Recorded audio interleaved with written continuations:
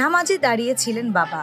হঠাৎ ঘরের দরজা বন্ধ করে হাসুয়া হাতে নিয়ে নিজের বাবার উপর ঝাঁপিয়ে পড়ে ছেলে।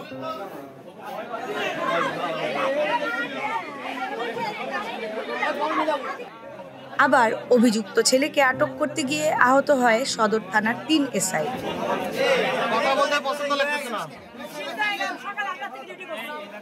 এই নৃশংস ঘটনার শোক ও আতঙ্ক ছড়িয়ে পড়েছে এলাকায়।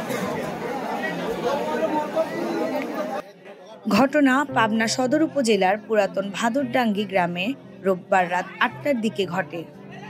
নিহত ৬০ বছরের কৃষক নিজাম প্রমাণিক স্থানীয় বাজারে দুধ বিক্রি করে বাড়ি ফিরেন।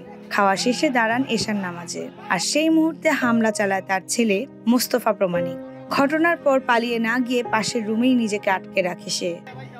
পরিবারের চিৎকারে প্রতিবেশীরা ছুটে আসে। পরে পুলিশ এসে মরদেহ উদ্ধার করে অভিযুক্তকে আটক করে।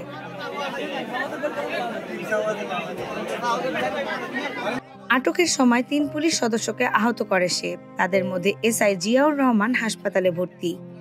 স্থানীয়রা বলেছেন, মাদকের বিরুদ্ধে কঠোর ব্যবস্থা না নিলে এমন ঘটনা ঘটতেই থাকবে।